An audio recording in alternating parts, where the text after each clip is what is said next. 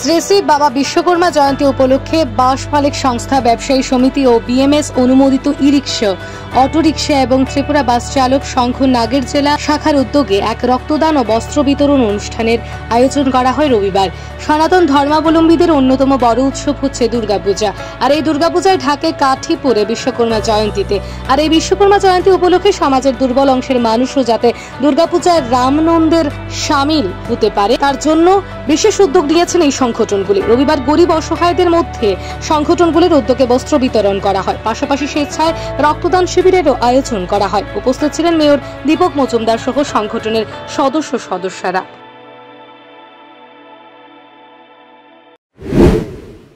যে প্রথম নাগরিকতে অনুষ্ঠিত যাচ্ছে, সবগুলি পুজো, সবগুলি সংগঠন একসঙ্গে একটা পুজো করা, এটা বহুদিন ধরে শ্রমিকরা চাইছিলেন এবং সেই চাহিদাকে মূল্যায়ন করে এইবার কিন্তু একটা পুজোই করা হয়। আমার বিশ্বাস শ্রমিকরা কিন্তু সার্বিকভাবে পুজোকে উপভোগ করতে হবে, পুজোর সময় দিয়ে একসঙ্গে, এটাও একটা একতার নিজের সামনে বলবো, একসঙ্গে সময় মিলে বিশ্বকর্মা পুজো আরাধনা করা। এবং সামনে এই কর্মসূচিকে রেখে এই রক্তদানের মতো মহাত্মাকে যে আয়োজন করা হয়েছে তাদের ধন্যবাদ জানাই। কারণ শ্রমিক সংগঠন বলতে আমরা সবসময় বুঝি শ্রমিকদের স্বার্থে কথা বলা, শ্রমিকদের দাবি দামে আলোচনা করা বা বিভিন্ন আন্দোলন গড়ে তোলা। তখন বলেছেন বক্তব্য, তাদেরও এর বাইরে গিয়েও সমাজের প্রতি কর্তব্য, সমাজের প্রতি দায়িত্ব যেটা আছে তারা কিন্তু করে থাকে। বিভিন্ন সময় স্বাস্থ্য শিবির, রক্তদান শিবির বা বন্যাদুর্গত মানুষকে তাদের পাশে দাঁড়ানো, তাদের পাশে এই কাজগুলি তারা করে থাকে, প্রতি বছর প্রতি সময় করে থাকে।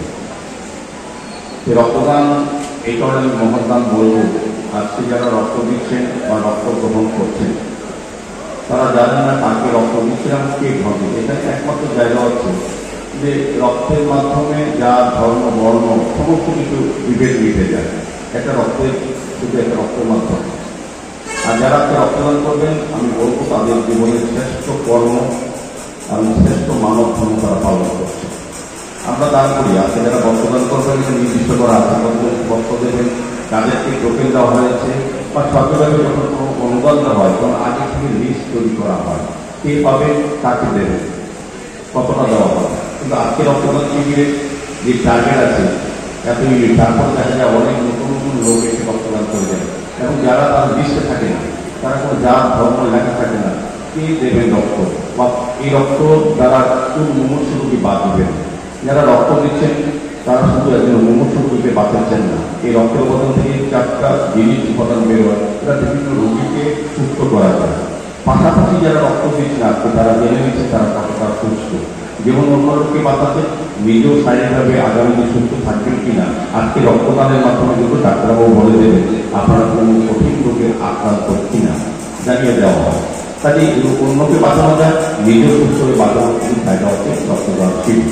তো আমি রক্তদান শিবিরে যারা অংশগ্রহণ করেছেন বা যারা ব্যবস্থা যুক্ত আছেন বা সফল করার জন্য যারা উপস্থিত হয়েছে, উৎসাহিত করার জন্য প্রত্যেককে অনেক অনেক ধন্যবাদ জানাই।